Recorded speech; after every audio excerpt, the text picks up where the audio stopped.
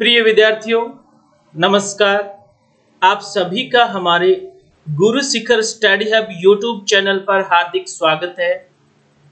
बच्चों, अगर अभी तक आपने हमारे इस चैनल को सब्सक्राइब नहीं किया है तो प्लीज सब्सक्राइब कर दीजिए और बेल बटन आइकन पर क्लिक जरूर कर दीजिएगा ताकि नए आने वाले वीडियो के नोटिफिकेशन आप लोगों को मिलते रहें। बहुत सारे बच्चे हमारे साथ व्हाट्सएप ग्रुप से भी जुड़े हुए हैं, तो मैं उन सभी से आपको एक बार फिर से कहना चाहूंगा, आज के इस वीडियो के साथ पीछे हमने एक टेस्ट सीरीज चलाई थी अनिवार्य हिंदी की द्वितीय पुस्तक पीयूष प्रभा, उसके टेस्ट कंप्लीट हो चुके हैं। वो कंप्लीट कर दिए हमने। अब हम लोग जो शुरुआत कर रहे हैं वो कर रहे हैं 12वीं कक्षा की अनिवार्य हिंदी की जो पुस्तक आपकी प्रथम पुस्तक लगती है ना, सृजन, हाँ जी, उसकी। लेकिन आज बच्चों ने मांग की थी कि सर आप इसमें पहले चैप्टर को हमें पढ़ा दो ताकि हमारी अच्छी तैयारी हो जाए और फिर आप टेस्ट ले लेना। तो बच्चों, मैं आप लोगों के लिए आज एक छोटी सी कोशिश कर रहा हूँ इस चैप्टर को पढ़ाने की, इसको आप लोगों को समझाने की। आप लोग ध्यानपूर्वक पढ़ेंगे। आप लोगों से मेरी एक गुजारिश और है, अगर आप लोग चाहो तो आप अपने पास रफ नोटबुक और पेन जरूर रखा करो ताकि इसमें जो इंपॉर्टेंट चीजें जो बताई जाती है वो आप लोग नोट भी कर लिया करो। तो फिर हाँ जी, सभी बच्चे इस वीडियो को, जो भी 12वीं के बच्चे ना, अनिवार्य हिंदी तो कॉमर्स का हो, साइंस का हो, आर्ट का हो, कोई भी हो, 12वीं क्लास के सभी विद्यार्थियों के लागू होती है। तो आप लोगों से गुजारिश है इस वीडियो को उन लोगों के साथ शेयर करें ताकि अनिवार्य हिंदी का जो चैप्टर है वो आप लोगों का सबका क्लियर हो। और हम लोगों की तो यही दुआ है कि भी आप लोग इस अनिवार्य हिंदी सब्जेक्ट में 100 में से 100 नंबर हासिल करो। हाँ, कोई समस्या आएगी आप लोग मुझे जरूर बताना। तो चलिए फिर शुरुआत करते हैं। सृजन पुस्तक के पहला जो अध्याय है आपका अध्याय 1 संत वाणी, हाँ जी, उसकी शुरुआत करते हैं आज के इस वीडियो से। आप लोगों के पास, सबके पास पुस्तक है, नहीं भी है तो भी कोई बात नहीं, सारी चीजें मैं आप लोगों को क्लियर करवाऊंगा यहाँ पे। हाँ जी, बिल्कुल आराम से, जैसे अपन ये मान के चलो कि ये चीज परीक्षा में आई है, हम कैसे करेंगे वो सब तरीका मैं आप लोगों को बताने की कोशिश करूंगा। आप लोग बस वीडियो से जुड़े रहे, पूरा वीडियो देखें ताकि आपके पूरा का पूरा चैप्टर समझ में आ जाए। थोड़ा सा फास्ट भी हम लोग बोलने की कोशिश कर रहे हैं क्योंकि वीडियो बहुत बड़ा हो जाता है। अगर आप लोगों को कोई दिक्कत नहीं होती है तो मुझे आप लोग कमेंट में बता दीजिएगा, तो मैं आराम से पढ़ाने की कोशिश करूंगा। लेकिन ये एक तरीके का अपना एक ट्रायल क्लास है, तो आप लोग इसको क्लास को लो आराम से और फिर मुझे बताना कि क्या क्या परिवर्तन करने हैं वो हम लोग करेंगे। तो चलिए फिर शुरुआत करते हैं। जी हाँ, अध्याय पहला संतवाणी कबीरदास जी के शुरुआत हुई है। अब कबीर जी का थोड़ा सा इसमें परिचय दे रखा है आपकी बुक के अंदर की भी। कबीरदास जी तो जो थे, इनका जन्म सन 1398 में हुआ था काशी के अंदर और मृत्यु सन 1518 ईस्वी में हुई थी। हिंदी साहित्य की ज्ञानाश्रयी शाखा के प्रतिनिधि कवि कबीर भक्ति काल के महान समाज सुधारक थे। अब कई बार प्रश्न, यहाँ देखो बच्चों, छोटी छोटी चीजों को नोट करना बहुत जरूरी है।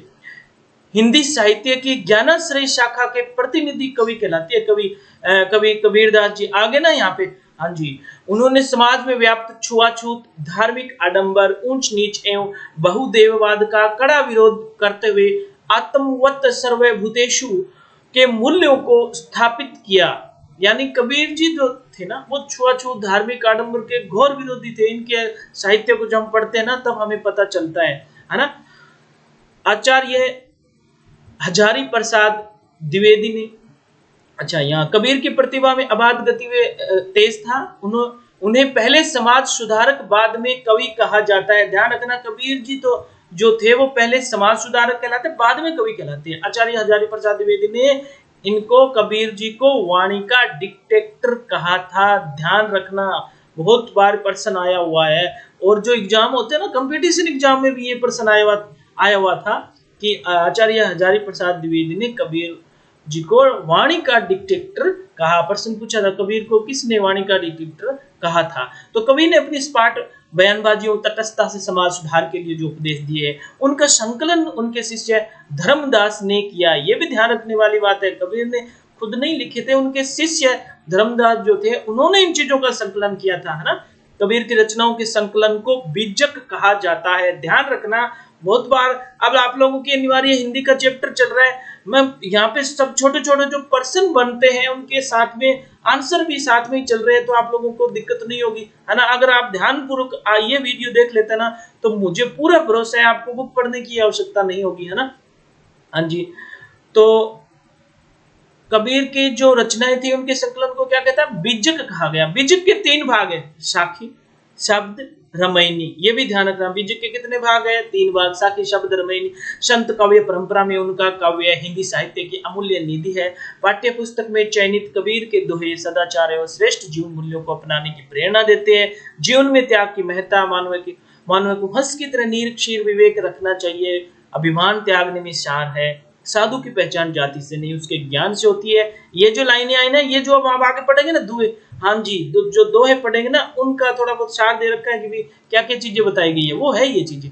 सत्संगति सार्थक होती है, दुराशा सर्पिणी के समान घातक होती है, वाणी में कोयल सी मिठास होनी चाहिए। जी हाँ, ये सार एक तरीके का सार है इस पाठ का, ध्यान रखना। कबीर जी के बारे में हम लोगों ने परिचय कर लिया।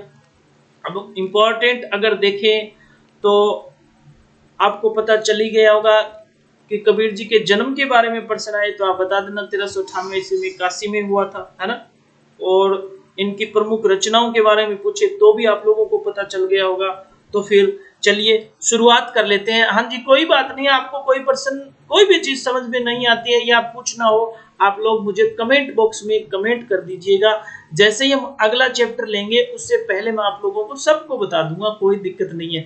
तो शुरुआत कर दे फिर कबीरदास जी के दोहे जो पद्य जो आए हैं ना, हाँ जी, क्योंकि मैं आप लोगों का ये टेस्ट सीधा नहीं ले सकता जब आपको पता ही नहीं है बहुत सारी चीजों का, है ना। गद्य अलग बात होती है, पद्य अलग चीज होती है। पद्य को पहले पढ़ना पड़ता है, समझना पड़ता है ना। हाँ जी, क्योंकि तरीका अलग है उसमें थोड़ा। तो लीजिए फिर शुरुआत कर लेते हैं। एक एक दोहे के बारे में हम लोग पढ़ेंगे। कबीरदास जी के ये दोहे हैं। त्याग तो ऐसा कीजिए सब कुछ एक ही बार, सब प्रभु का मेरा नहीं, निश्चय किया विचार। अब कबीरदास जी का ये जो दुआ है, मान लीजिए ये दुआ आपकी एग्जाम जो फाइनल एग्जाम जो बोर्ड का एग्जाम होगा उसमें ही आ गया तो क्या करेंगे। मैं 2-3 दो में ये चीजें बताऊंगा ताकि आप लोगों को याद रह जाए, तरीका याद रह जाए, है ना। ये बहुत जरूरी है। तो सबसे पहले इस दोहे में हम देख लेते हैं कठिन जो शब्द है ना, एक ही मानी एक ही। निश्चय, निश्चय का मतलब होता है निश्चय। ये जो कुछ शब्द जो कठिन लगते हैं ना आपको, तो उनके बारे में मैं बता देता हूं।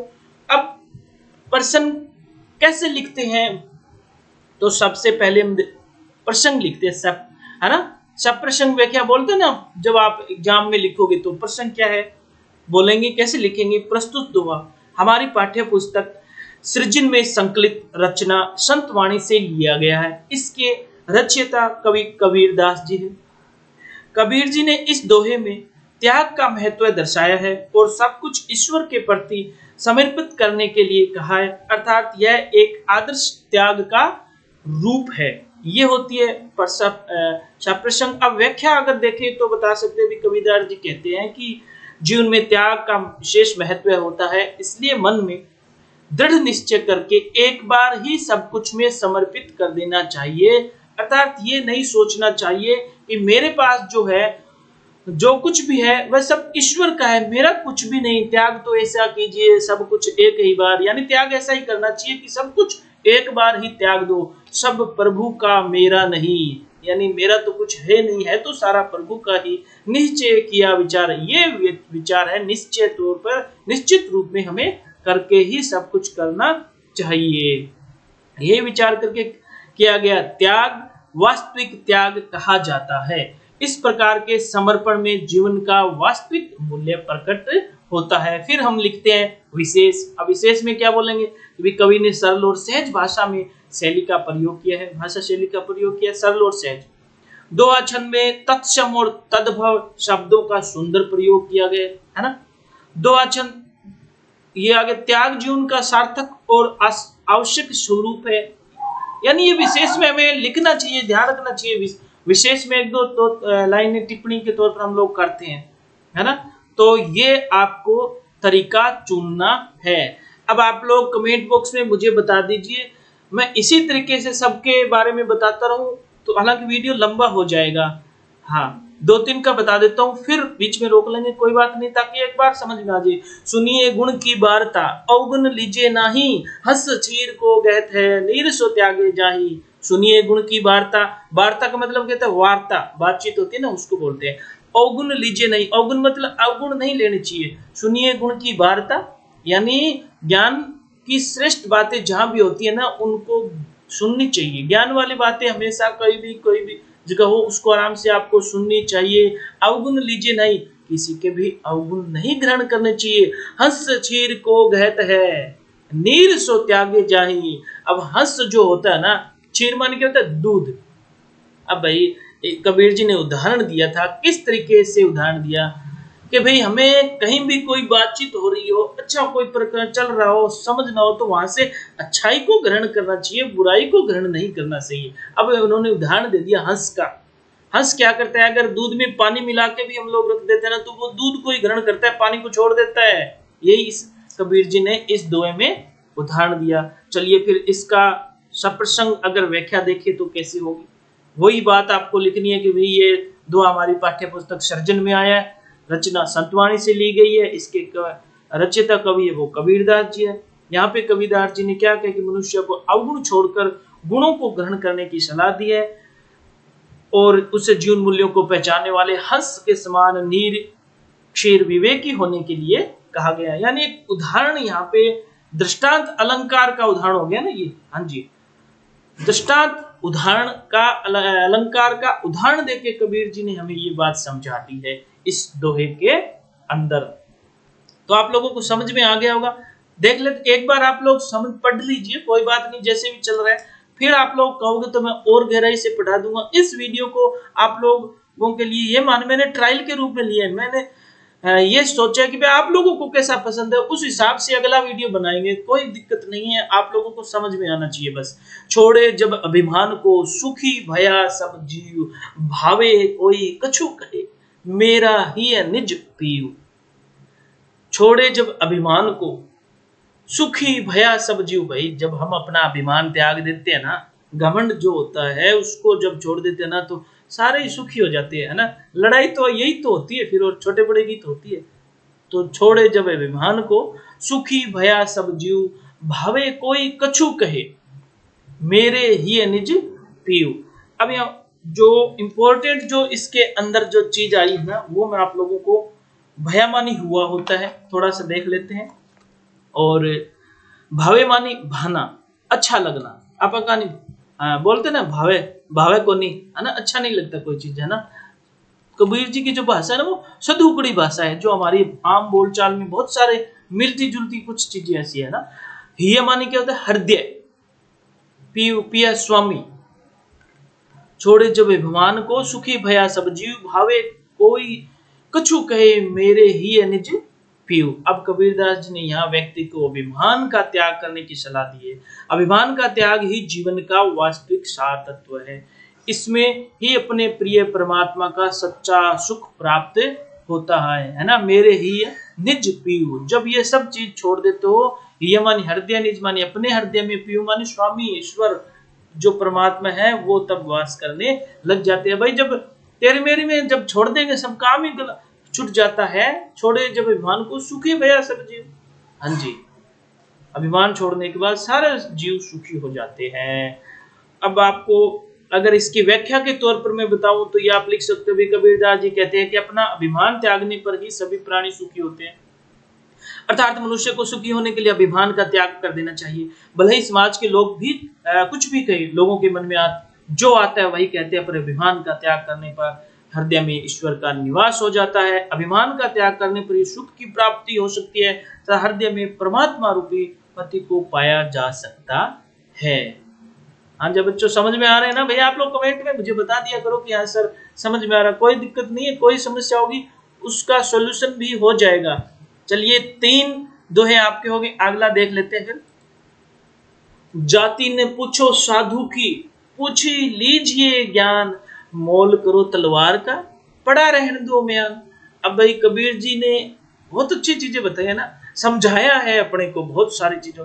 भी जाति न पूछो साधु की, भी साधु की कोई जाति थोड़ी होती है, पूछ ही लीजिए ज्ञान। अब उससे तो ज्ञान ग्रहण करना चाहिए, जाति पाति में क्या रखा है ना।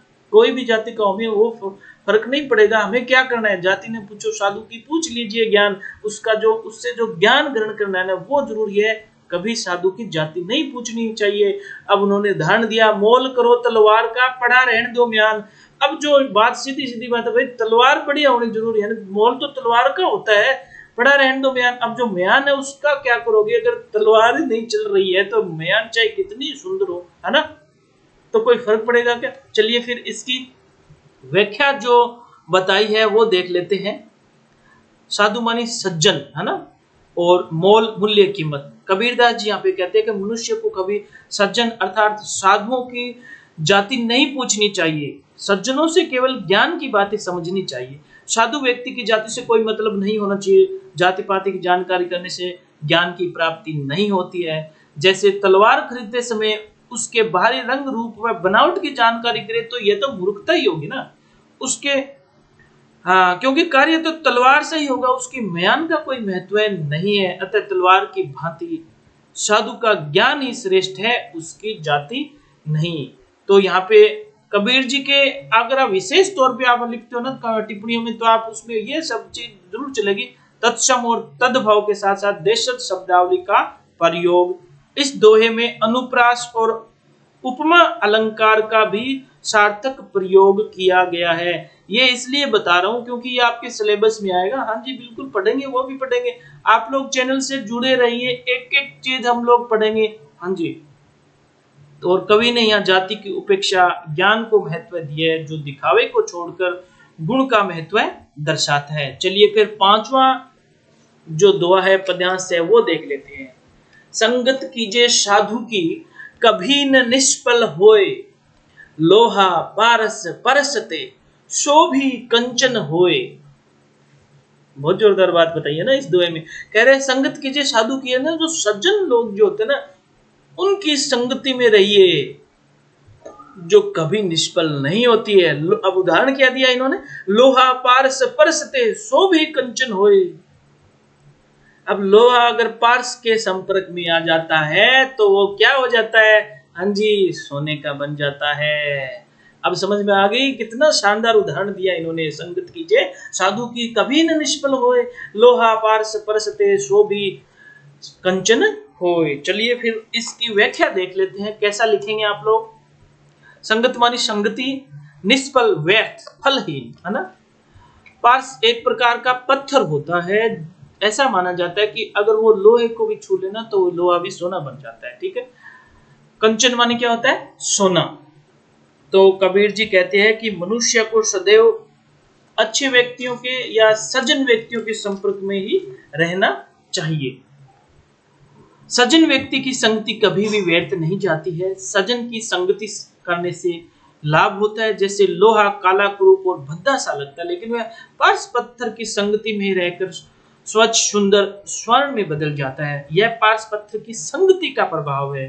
अतः मनुष्य को कभी भी पार्स पत्थर रूपी साधु की संगति ही करनी चाहिए, जिससे उसका जीवन श्रेष्ठ उन्नत व सुंदर बन सके। ये यहाँ ध्यान रखना। अब यहाँ पर भी इन्होंने अनुप्रास और उदाहरण अलंकार का सुंदर प्रयोग किया है। साथ साथ में हमें ये भी पता चल रहा नहीं कि किस प्रकार के उदाहरण आ रहे हैं। अब आप लोगों के जो अलंकार जो आपके चैप्टर में लगते हैं मेरे हिसाब से बारे में है ना, तो वो जो चीजें आएंगी वो मैं सब चीजें करवाऊंगा।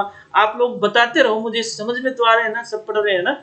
हाँ, क्योंकि हमें देखते ही दुआ समझ में आ जाना चाहिए। वो पढ़ना एक पढ़ना है ना, रटना नहीं है। समझ में जब आता है ना तब हम उसके बारे में बहुत अच्छी चीजें लिख सकते हैं।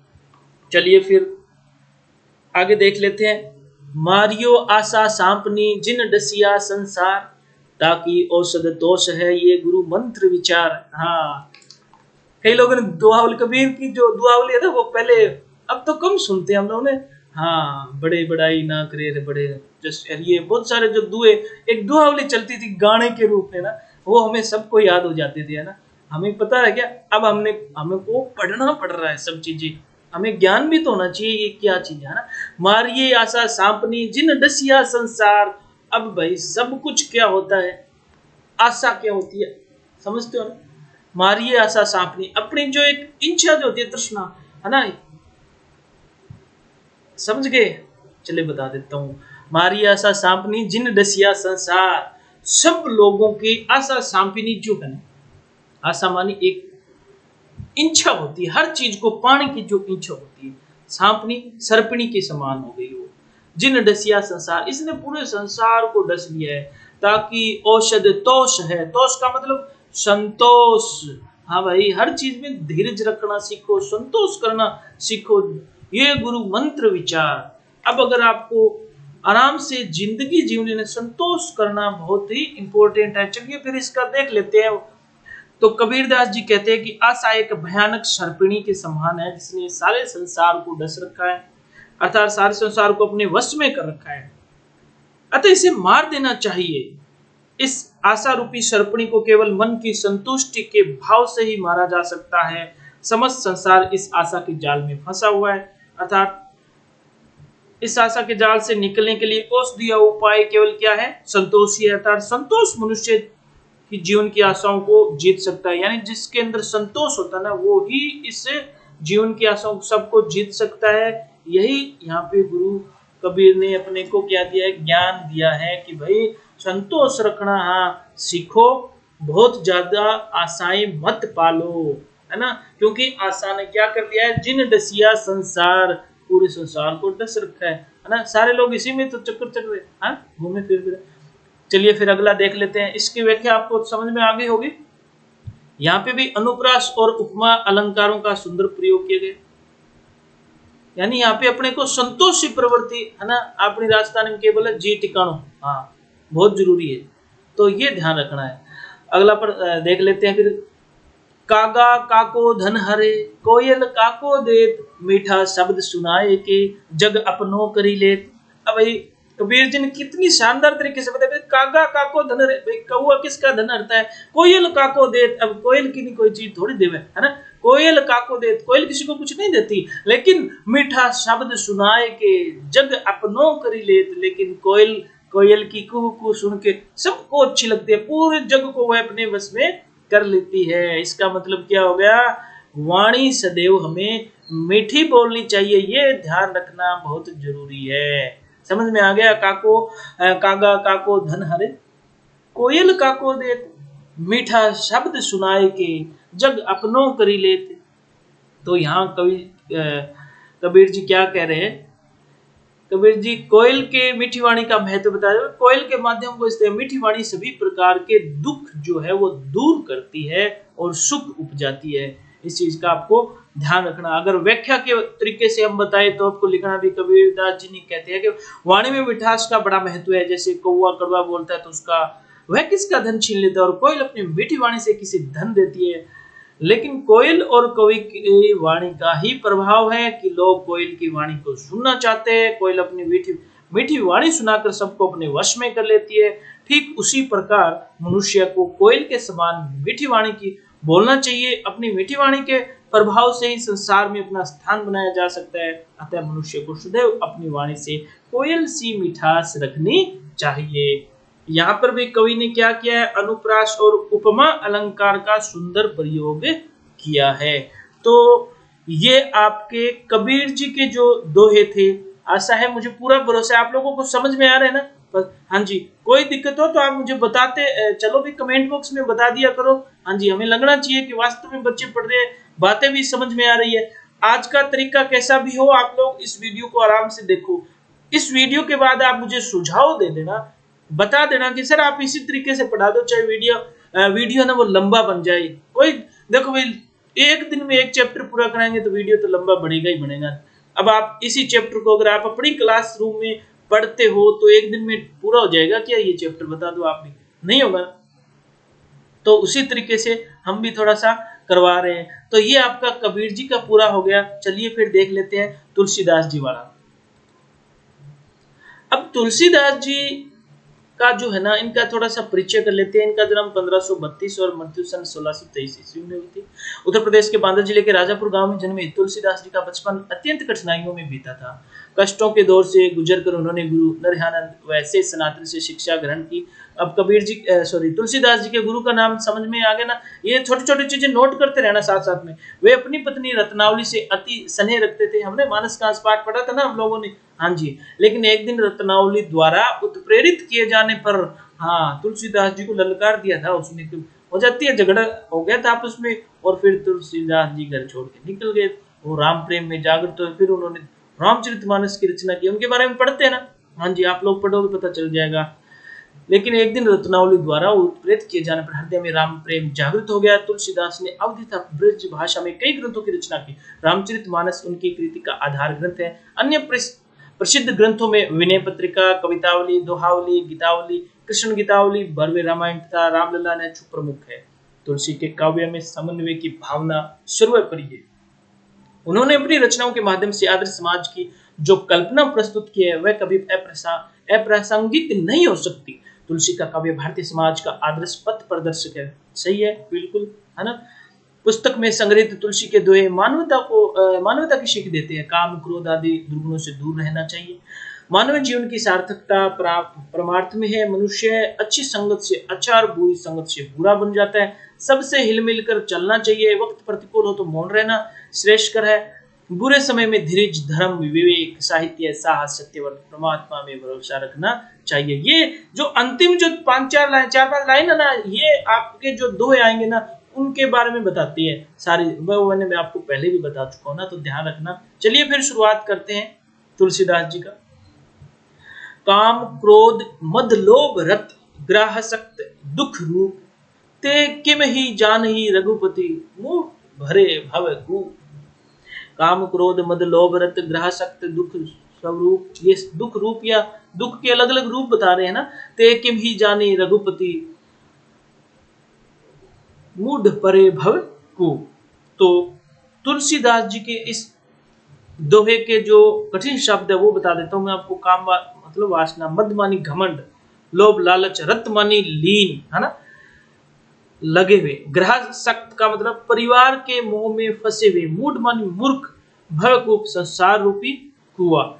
तो यहाँ पर प्रसंग एक बार बता देता हूं ताकि मान लीजिए यही दुआ आपकी परीक्षा में आ गया तो आप कैसे लिखोगे। पहले सप्रसंग। प्रस्तुत दोहा हमारी पाठ्य पुस्तक सृजन में रचित संत वाणी से लिया गया और इसके रचयिता कवि कौन है? तुलसीदास। तुलसीदास जी ने इसके यहाँ पे दुख रूपी काम, क्रोध, मद, लोभ जैसे दुर्गुणों को त्याग कर अपने प्रभु श्री राम को जानने की बात कही है।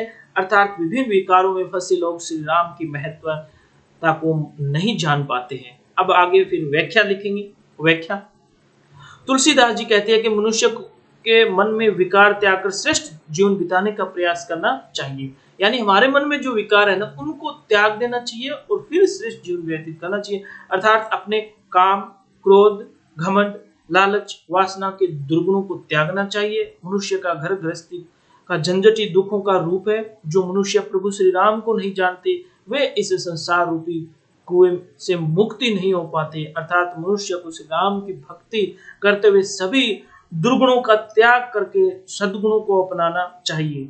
फिर हम लिखते हैं विशेष। प्रस्तुत दोहे की भाषा शैली सहज, सरल और प्रभावपूर्ण है। यहाँ पर भी तत्सम और तद्भव शब्दों के साथ खड़ी बोली का सुंदर प्रयोग हुआ है। कवि ने यहाँ पे अनुप्रास व रूपक अलंकार का सार्थक प्रयोग किया है। फिर दोहे के भी एक दो कमेंट कर लेनी चाहिए विशेष में। तो तुलसीदास जी के अनुसार काम, क्रोध, मद, लोभ, मोह, माया जैसे दुर्गुणों को त्याग कर सद्गुणों को अपनाना चाहिए, तभी मनुष्य संसार रूपी कुएं से बच सकता है। अगर इनमें से कोई दोहा आता है तो आप सभी में यही फॉर्मेट अपनाएंगे। अब अगला दोहा पढ़ लेते हैं। कहीं बे कहीं, ये रहा, कहीं बे कह रसना रची, सुनिबे कह किए कान, धरिबे कह चित हित सहित, परमारथ ही सुजान। अब इसका कठिन शब्द, कहिबे कह का मतलब कहने के लिए, धरिबे मानी धारण करने के लिए, चित मानी मन और हित मानी भलाई। तो इसमें क्या कहा गया है?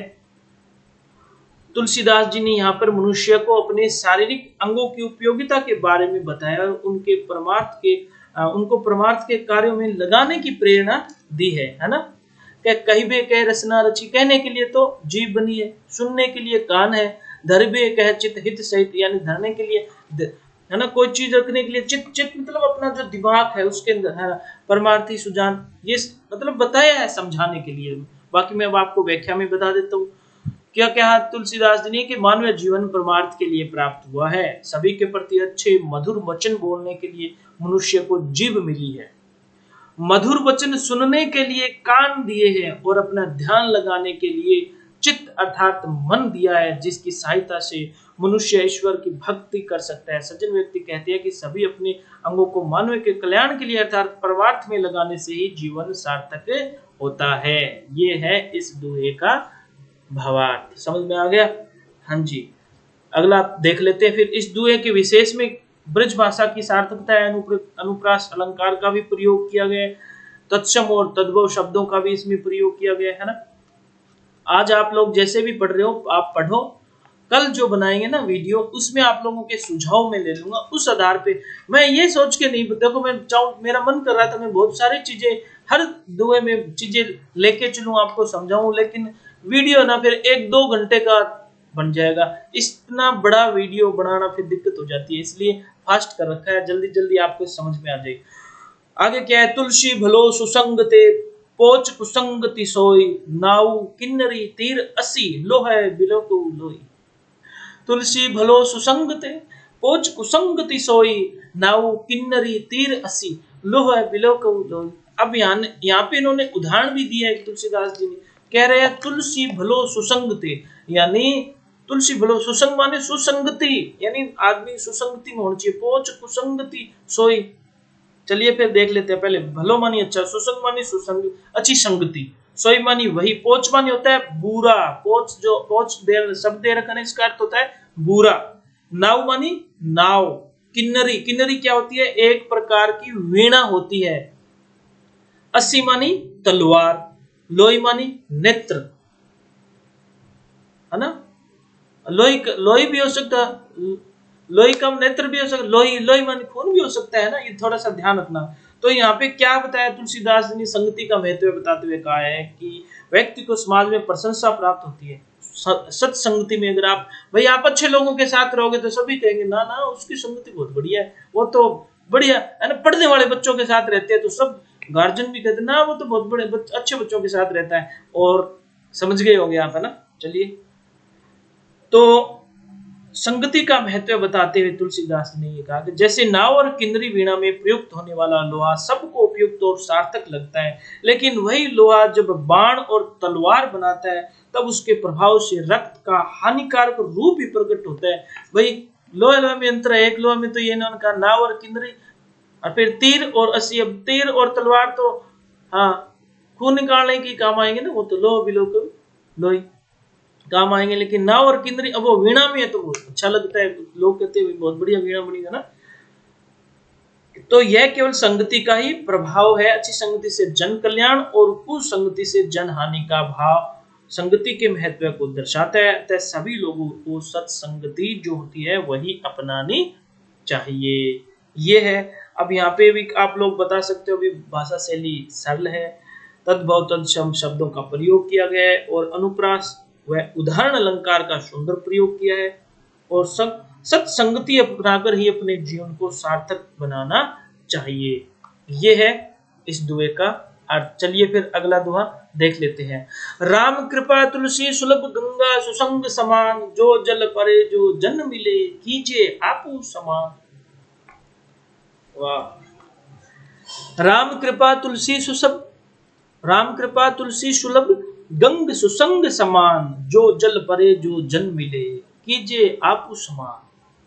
अब इसमें सुलभ मतलब होता है सहज, गंग मानी गंगा, आपू समान अपने समान। तो यहाँ पे भी वही सुसंगति का ही महत्व समझाया है किस तुलसीदास जी ने। तो इन्होंने कहते हैं कि श्री राम की कृपा जिनको प्राप्त होती है उनको सत्संगति भी बड़ी सरलता से मिल जाती है। अर्थात श्री राम की कृपा प्राप्त होने का तात्पर्य है गंगा और सत्संग दोनों का प्रभाव समान रूप से प्राप्त होते हैं। जैसे गंगा के जल में जो भी मिल जाता है उसे गंगा स्वयं के समान पवित्र और शुद्ध बना देती है, वैसे ही तुलसीदास का मन श्री राम की कृपा दृष्टि पाकर शुद्ध व पवित्र हो गया। अतः सत्संग में भाग लेने वाले मनुष्य सत्पुरुषों के समान पवित्र आचरण करने वाले बन जाते हैं। इस कारण मनुष्य को सदैव जीवन की उन्नति के लिए श्रेष्ठ लोगों की संगति ही करनी चाहिए। यानी यहाँ पे भी हमें वही शिक्षा मिलती है कि हमें अच्छे लोगों के संगत में ही रहना चाहिए। अब फिर अगला देख लेते हैं भाई, इस जो है ना राम कृपा तुलसी सुलभ वाले दोहे में उपमा और अनुप्रास अलंकारों का प्रयोग हुआ है। भाषा में आप तत्सम और तद्भव और खड़ी बोली शब्दावली का प्रयोग लिख सकते हो। और सुसंगति को गंगा के समान श्रेष्ठ व पवित्र बताया है, यानी बोला है ना गंग सुसंग समान, जो जल परे जो जन मिले, यानी जिस पे जैसा वो जल पड़ जाता है तो वो भी उसको पवित्र कर देती है ना। अच्छे लोगों के साथ रहेंगे तो अपने भी जो अवगुण है ना वो दूर हो जाते हैं। चलिए अगला दोहा देख लेते हैं। तुलसी या संसार में भांति भांति के लोग, सब सो हिल मिल चालिए, नदी नाव संयोग। अब ये दुआ तो बहुत प्रचलित है, बहुत सारे बच्चों, हाँ मुझे पता है बहुत सारे बच्चों को ये दुआ आते हैं, आप लोगों ने है ना पहले भी पढ़े होंगे। तुलसी या संसार में, तुलसीदास जी क्या कहते हैं, इस संसार में ना भांति भांति के लोग हैं, हर प्रकार का दिमाग वाले लोग हैं, हर प्रकार के थिंकिंग सोच वाले लोग हैं, सब सो हिलमिल चालिए। अब अपने को क्या करना है कि भाई अपने को सबसे हिलमिल कर ही चलना चाहिए, जैसे नदी नाव संयोग। अब जैसे नदी और नाव का जो संयोग जो होता है ना, नदी चाहे कैसी हो फिर भी नाव उसमें एडजस्ट हो जाती है ना। हाँ जी, चलिए फिर इसके बारे में थोड़ा सा देख लेते हैं। इस दुहे में तुलसीदास जी ने क्या बताया, इसकी व्याख्या मैं आप लोगों को बता देता हूँ। तुलसीदास जी कहते हैं कि इस संसार में विभिन्न स्वभाव और प्रवृत्ति वाले लोग रहते हैं, सभी लोगों के साथ समानता का व्यवहार करना चाहिए, अपने अहंकार या हट के कारण किसी से विरोधी व्यवहार नहीं करना चाहिए। सभी लोगों में अपने अपने गुण दोष होते हैं, उनसे मिलकर ही अपना कार्य करना चाहिए। जैसे नदी और नाव का सहयोग होता है, नदी में धारा कितनी भी विपरीत हो फिर भी तेज हवा में लहराती नाव अपना संतुलन बना ही लेती है। उसी प्रकार व्यक्ति को संसार के लोगों के साथ अपना संबंध बनाते हुए सबके साथ हिल मिलकर रहना चाहिए, तभी जीवन में हम अपने लक्ष्य तक पहुंच सकते हैं। समझ में आ गई? ये है दुआ। इसमें भी वही बात है, वहां उपमा और अनुप्रास अलंकार, पुनरुक्ति प्रकाश अलंकार का भी इसमें सुंदर प्रयोग हुआ है। नदी नाव के माध्यम से हिल मिलकर रहने की प्रेरणा दी है। चलिए फिर अगला दुआ देख लेते हैं। तुलसी पावस के समय धरी कोकिलन मोन, अब तो दादुर बोली हमें ही पूछे कौन। कितना सुंदर दुआ है ये, है ना। तुलसी पावस के समय, पावस क्या होती है? वर्षा ऋतु। धरी कोकिलन मौन, अब वर्षा ऋतु जब होती है ना तो कोकिलन क्या होती है? कोयल, है ना, वो मौन धारण कर लेती है, चुपचाप रहती है। अब तो दादुर बोले हमें पूछे ही कौन। भैया अब तो मेंढक बोल सी, दादुर का मतलब मेंढक होता है ना, बोले हमें पूछे कौन। अब कोयल को कौन पूछेगा? वर्षा ऋतु में तो ट्रें ट्रें आवाज आती है तो वो तो मेंढक ही बोलेंगे। तब तुलसीदास जी ने कितना शानदार उदाहरण दिया, है ना। इन लोगों का ज्ञान बहुत बड़ा था, तभी तो ये माने जाते हैं। तुलसीदास जी कहते हैं कि जब मनुष्य का समय विपरीत चल रहा हो तब उसे मौन ही रहना चाहिए। इसका जो मेन जो अर्थ है ना वो बता रहा हूं, वो तो हमने उदाहरण के तौर पे समझा था। अब इन्होंने कहा है कि इसका अर्थ जो है ना, सांसारिक अर्थ जो है वो है ये। तो जब भी मनुष्य का समय विपरीत हो तो उसे मौन रहना चाहिए। जैसे वर्षा ऋतु आने पर कोयल मौन धारण कर लेती है, वह जानती है कि इस समय तो केवल मेंढक ही बोलेंगे और लोगों को उनकी आवाज अच्छी नहीं लगेगी। ऐसे समय पर हमें कौन पूछेगा। कोयल के समान ही मनुष्य को उचित अनुचित का ध्यान रखना चाहिए। अतः ऐसे समय में मौन रहना ही श्रेष्ठकर है। समझ में आ गया? अब यहाँ भी तुलसीदास जी ने क्या है, इस दोहे की भाषा सरल और प्रेरणादायक है। अनुप्रास अलंकार के साथ अन्योक्तिप्रक भाव को विशेष महत्व दिया है। समय के महत्व को इन्होंने बताया कि समय बड़ा बलवान होता है, समय समय की मांग होती है ना, समय के आधार पर ही हमें ध्यान रखना पड़ता है। अगला देख लेते हैं फिर। तुलसी असमय के सखा, धीरज धर्म विवेक, साहित्य साहस सत्यव्रत, राम भरोसो एक। अब तुलसीदास जी ने यहाँ कहा कि जब भी समय है ना, अब लोग बोलो नहीं, अब एक तो क्या है मेरे टाइम को नहीं है ना, तो भाई जब अपना टाइम नहीं होता ना, ऐसे समय में ऐसे समय के सखा कौन होता है? धीरज धर्म विवेक साहित्य साहस और सत्यव्रत। और राम भरोसो एक, और इनके साथ साथ कौन होता है? राम भरोसो एक, यानी जो प्रभु श्री राम का जो भरोसा है वो भी साथ देता है। तो इस मैं आपको बता देता हूं, तुलसीदास जी यहाँ पर कहते हैं कि जब एक मनुष्य का समय होता है तब उसका सहयोग केवल अपने धैर्य, धर्म, साहस, साहित्य, ज्ञान, निश्चय से प्राप्त किया जा सकता है। अर्थात विपरीत समय आने पर स्वयं मनुष्य ही अपना साथ देता है। इसके अलावा एक ईश्वर का इशारा है, उसी रास्ता दिखा देते हैं। अतः अच्छे साहित्य पढ़ते हुए अपना ज्ञान, धर्म, साहस, धैर्य जुटाकर ईश्वर पर विश्वास करें और अपने जीवन की कठिनाइयों से मुक्ति पाइए। समझ में आ रहा है भाई अब आप सबको? हाँ जी, बिल्कुल। जब आप लोग इनके अर्थ समझ जाते हो ना तो लिखने में आपको कहीं भी परेशानी नहीं होगी। हाँ, ये तुलसीदास जी के दोहे वो कंप्लीट हो चुके हैं। अब आ रहे हैं राजियारा सोरठा, है ना? जी हाँ, पढ़ लीजिए फिर इसको भी आप। राजियारा सोरठा कृपाराम जी खिड़िया जो कवि थे ना, इनका जो सेवक था ना राजिया, उन्होंने शब्दों में ये उनको अमर कर दिया है ना। राजस्थानी भाषा के प्रसिद्ध कवि कृपाराम खिड़िया का जन्म तत्कालीन मारवाड़ राज्य के खराड़ी गांव के निवासी जगराम खिड़िया के यहाँ हुआ था। राजस्थानी भाषा डिंगल और पिंगल के उत्तम कवि या संस्कृत ब्रह्मज्ञ होने के कारण उन्हें सीकर के राव लक्ष्मण सिंह ने महाराजपुर और लक्ष्मणपुरा गांव जागीर में दिए थे। अब जो कृपाराम खिड़िया जो साहब थे ना, ये डिंगल पिंगल के उत्तम कवि माने जाते हैं। ध्यान रखना इन चीजों को, छोटे छोटे इनमें ही प्रश्न बन के आ जाते हैं आप लोगों के, है ना। कवि कृपाराम सीकर के राजा देवी सिंह के दरबार में भी रहे हैं। राजिया कृपाराम जी का एक सेवक था। एक बार कवि के बीमार पड़ने पर सेवक राजा ने उनकी खूब सेवा शुश्रूषा की, जिसके कवि बहुत प्रसन्न अमर करने तो कवि ने उसे संबोधित करते हुए नीति संबंधी सोरठों की रचना की, जो हिंदी व राजस्थानी साहित्य में राजियारा दुआ, राजियारा सोरठा नाम से विख्यात है। इन सोरठों ने सेवक राजिया को कवि कृपाराम से अधिक लोकप्रिय बना दिया, है ना। कई बार समझ में लेते हैं कि राजिया कोई, ऐसा लगता है कि राजिया ने रचना करी है ना, लेकिन ये कृपाराम खिड़िया जो साहब कवि जो थे ना, इनका सेवक था राजिया, और राजा ने बहुत अच्छी सेवा की। उन्होंने खुश होके देखो कितना बड़ा इनके लिए काम कर दिया था ना, अमर कर दिया राजा को। तो प्रस्तुत पाठ में नीति व आदर्श लोक मर्यादा की सीख देने वाले सोरठों का समावेश किया गया है। कोयल व काग की तुलना कर कवि मीठी वाणी की महत्ता बताता है। शक्कर व कस्तूरी के माध्यम से सौंदर्य की तुलना में गुणों को श्रेष्ठ कर बताता है। दूसरों के कला और विवाद से लोग आनंदित होते हैं। हमारा व्यवहार मतलब पर आधारित होता है। मुख पर मधुरता और हृदय में खोट रखने वाले लोगों से आत्मीयता संभव नहीं है। मैत्री निर्वाह हेतु समर्पण और सरलता जरूरी है। श्री कृष्ण ने अर्जुन के लिए रथ आंकने तक का काम कर लिया।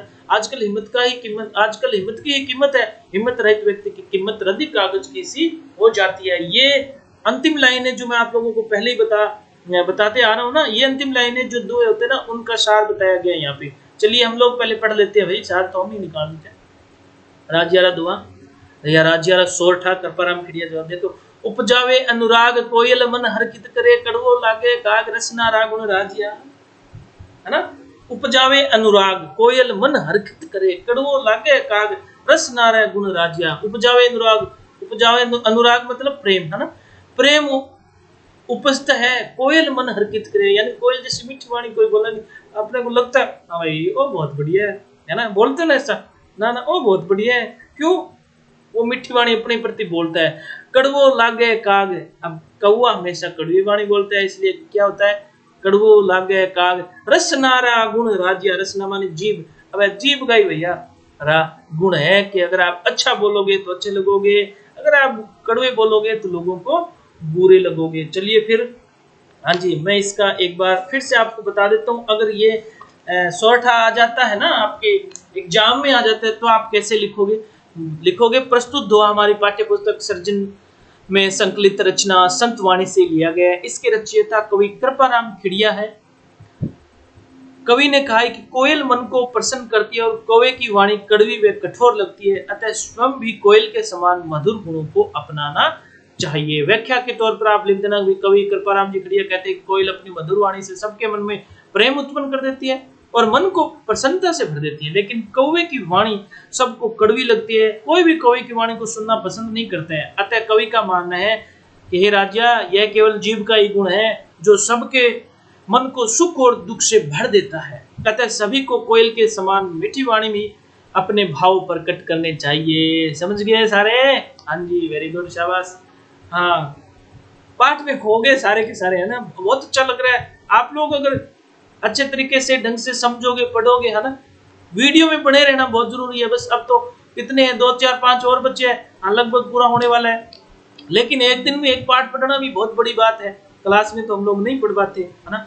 अब इसमें कह सकते हो विशेष लिखना हो तो कवि की भाषा शैली सरल, सहज व प्रभावपूर्ण है। या राजस्थानी भाषा शैली को प्रेरणादायक रूप में स्पष्ट किया है। कवि ने तत्सम व तद्भव के साथ खड़ी बोली के शब्दों का प्रयोग किया है। मधुर वाणी के लिए कोयल व कौवे में तुलना व्यक्त करके वाणी के महत्व को स्पष्ट किया है।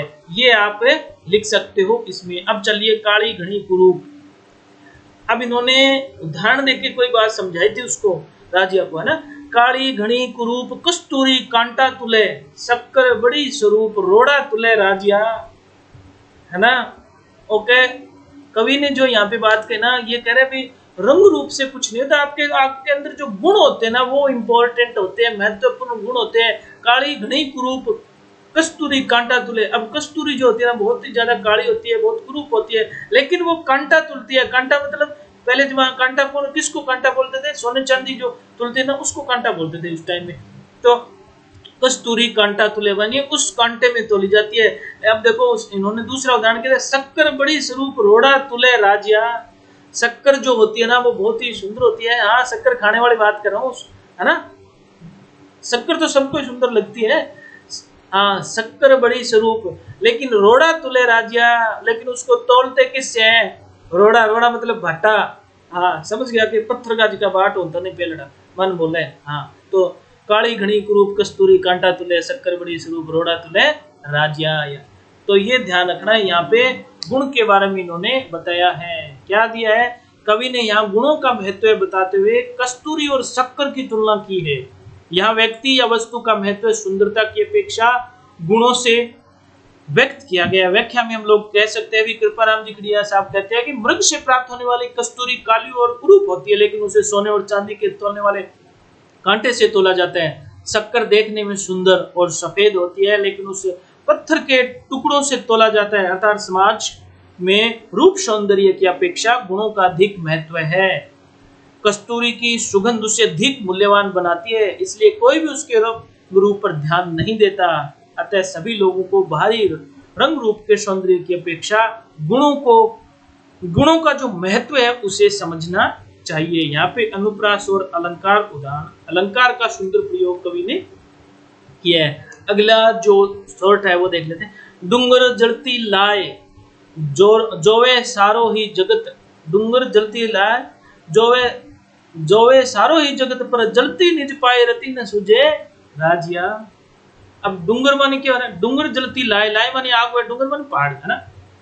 जोवे मानी देखना, पाए पैर, पाए मानी पैर, रत्ती मानी बहुत, तो रत्ती बराबर रत्ती बने बहुत थोड़ा, बहुत कम जो होता है थोड़ा, सुझे दिखाई दे। भाई सबको अपने अंदर है, किसी को हाँ अवगुण, आपके अंदर किन्हीं गुण कौन दिखाए, अवगुण कौन दिखाए, है ना। डूंगर जलती लाए, दूर पहाड़ पर जलती जो आग अग्नि है ना, वो तो हमें दिख जाती है, लेकिन जो पैरों में जल रही है ना, वो हमें नहीं पता चलता। यानी दूसरों की कमियां तो हमें तुरंत नजर आ जाती है, लेकिन अपनी कमी नजर नहीं आती। समझ गए? पर जलती निज पाए रत्ती न सूझे राजिया। आप पर कमी आपन बिल्कुल ही कोई कही दे तो गल पड़ जावा अगला, है ना।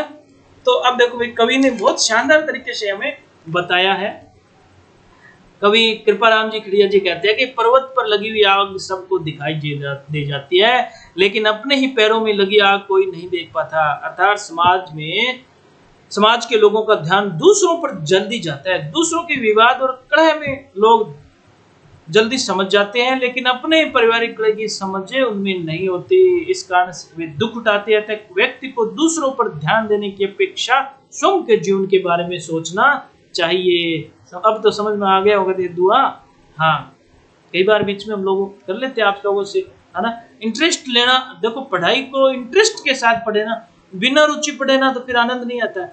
पढ़ रहे हैं, रुचि के साथ पढ़ना चाहिए, तब वो चीज मैं दावे के साथ कह सकता हूँ। अगर आपने आज ढंग से पढ़ा है तो आप कभी भी मुझे पूछ लेना, मैं आपसे पूछ सकता हूँ, हम दोनों को ये चीजें याद हो जाएगी, क्योंकि हमारा मन इसमें ही है, रुचि बनी हुई है ना।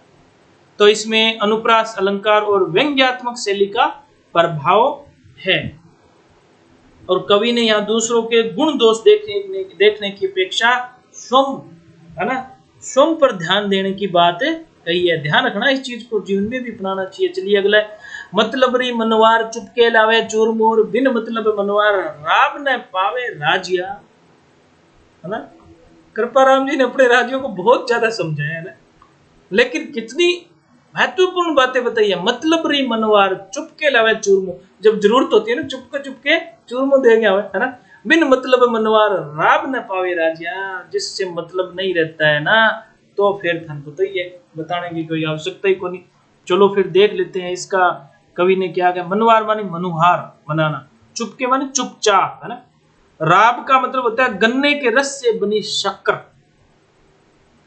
तो इसमें इन्होंने क्या कहा है कि संसार के स्वार्थपूर्ण व्यवहार को व्यक्त किया है कि अपना स्वार्थ होने पर व्यक्ति कुछ भी कर सकता है, बिना स्वार्थ के कोई किसी को पूछता भी नहीं है। अब इन्होंने क्या बताया, तो व्याख्या में बता देता हूं कि संसार में लोग अपने मतलब का ही व्यवहार रखते हैं। अपना मतलब या स्वार्थ पूरा होने के लिए लोग घर में बनाया चूरमा भी चुपके से खिला देते हैं, लेकिन बिना मतलब तो कोई किसी से रत्ती भर या थोड़ी सी शक्कर भी नहीं पा सकते। कवि कहते हैं कि हे राजा, यह संसार स्वार्थी लोगों से भरा है, यहाँ बिना स्वार्थ के कोई भी किसी को नहीं पूछता। अतः इस संसार के निजी स्वार्थों व लालच से भरे व्यवहार से बचते हुए व्यक्ति को अपना जीवन व्यतीत करना चाहिए।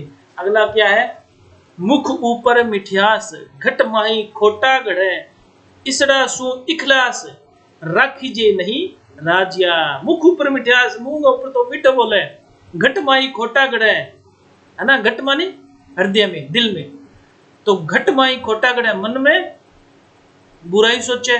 इसड़ा सु इखलास यानी इतना सु इखलास, इखलास माने मित्रता, यानी इतना दोस्ती ना राखियो, राखीजे नहीं राजिया। मुख ऊपर मिठियास घट माही खोटा घड़े, इसड़ा सु इखलास राखीजे नहीं राजिया। चले इसका भी मैं आप लोगों को पढ़ के बता देता हूँ सही तरीके से। तो यहाँ पे कवि ने क्या किया कि संसार के जो लोग अपने मन में बुरा सोचते हैं पर व्यक्ति के सामने मीठे बातें करते हैं, ऐसे छल कपट रखने वाले लोगों से सावधान रहना चाहिए। बहुत बड़ी सीख मिल रही है हमें इस पाठ से, है ना। तो कवि कृपाराम जी खड़िया कहते हैं कि जो व्यक्ति मुख से तो मीठा बोलते लेकिन अपने मन में छल कपट का व्यवहार रखते हैं, अर्थात जिसके मन में छल कपट पूर्ण दोहरा व्यवहार होता है, उनसे मित्रता नहीं रखनी चाहिए। जो लोग अपने मन में छल कपट का भाव रखते हैं, ऐसे लोगों में आत्मीयता व अपनापन नहीं पाया जाता। कवि कहते हैं कि हे राजा, ईश्वर हमें ऐसे लोगों से दूर रखे जो कपटपूर्ण व्यवहार करते हैं। हमें उन लोगों के साथ नहीं रहना चाहिए जिनमें मधुरता व आत्मीयता का अभाव हो। समझ में आ रहा है ना सबको? वेरी गुड, शाबाश। चलिए फिर अगला दुआ देख लेते हैं। हाँ जी, साचो मित्र सचेत कहो काम न करे किसो, हरि अर्जन रे हेत रत कर हाक्यो राजिया। हाँ जी, अब यहाँ पे मित्रता का बहुत ही खूबसूरत उदाहरण दिया है। हरि अर्जन रे हेत रथ कर हाक्यो राजिया, उदाहरण दे दिया ना इन्होंने, सच्चे मित्र के बारे में बताया है। साचो मानी सच्चा, किसो मानी कैसा भी हो, हरि श्री कृष्ण के लिए है, अर्जुन के लिए है, रह मानी के लिए, कर मानी हाथ, हांक्यो हांकना या चलाना।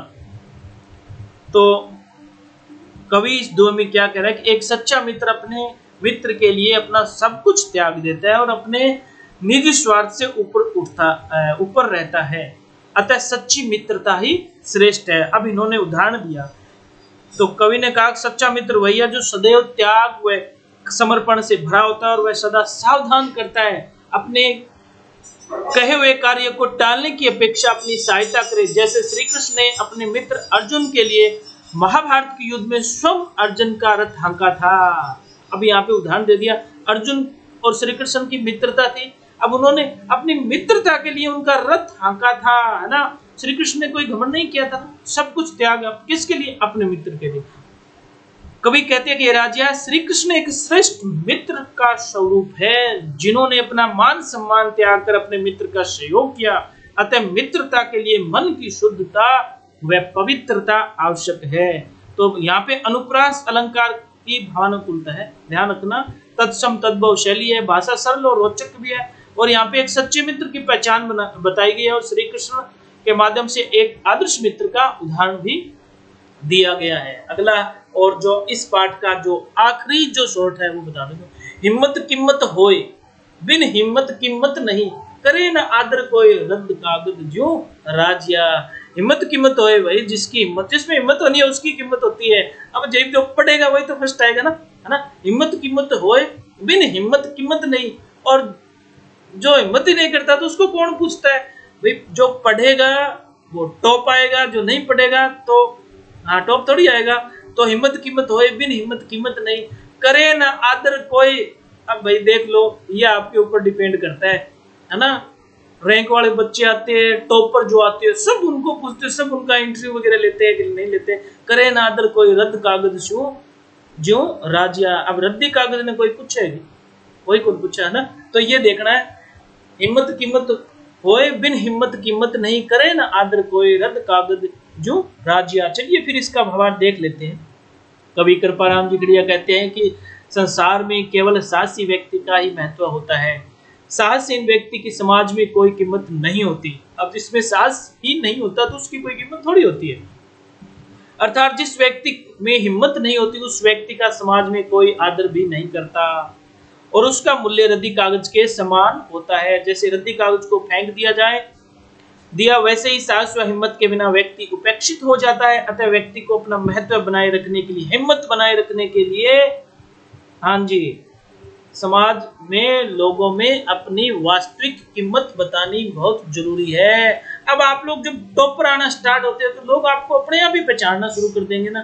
तो बच्चों, ये था प्यारे विद्यार्थियों, कैसा लगा आपको आज का चैप्टर मुझे जरूर बताना। मेरे हिसाब से बहुत सारी चीजें आपकी क्लियर हो गई है ना। कैसे भी पर्सन आपके आ जाए तो हाँ जी, कोई चीज पूछनी हो आप मुझे कमेंट बॉक्स में बता देना आराम से। पहले तो मुझे ये बता दो कि आज का ये चैप्टर आपको कैसा लगा, आप चाहते हो क्या ऐसा पढ़ाना। तो मैं कल, हाँ जी, कल क्लास तभी होगी जब आप मुझे आज के इस क्लास का रिस्पॉन्स बताओगे, सुझाव दोगे। तो ये आज आपका चैप्टर पूरा हुआ। मैंने पूरी कोशिश की है आप लोग पूरी तरीके से समझो इस चीज को, है ना। समझने वाली बात ऐसे तो नहीं है, क्योंकि ये बहुत सारी अवराजिया जो शॉर्ट है ना, अपना जो बूढ़ा बडेरा है, जो बुजुर्ग लोग हैं, जो ज्ञानी जन है ना, उन सबसे पूछो, वो ये सारे दोहे जानते हैं, उनसे आप पूछ सकते हो। यानी ये दोहे आम जन में लोकप्रिय है। ये जो शॉर्ट है ये आम जन में लोकप्रिय है। सब लोग इनको उदाहरण के रूप में बहुत बार एक दूसरे को मोटिवेट करते हैं, प्रेरित करते हैं, तब समझाते हैं, है ना। तो ये आप लोगों का पहला चैप्टर था। पूरा भरोसा है मुझे तो आपको पसंद आया होगा। आप मुझे कमेंट बॉक्स में जरूर बताएं। इसी के साथ ये वीडियो यहीं समाप्त होता है। हाँ जी, आप सभी मुझे कमेंट में बताएं भाई, पहले आप लोग मुझे बताएं, मुझे भी तो पता चलना चाहिए आपको कैसा लगा, ये तरीका कैसा है पढ़ने का, आपको समझ में आ रहा है कि नहीं आ रहा है। वो सारी बातें आप लोग मुझे जरूर बताएं। ये पार्ट यहीं पूरा होता है। धन्यवाद, आप सभी ने भाग लिया। Okay, bye.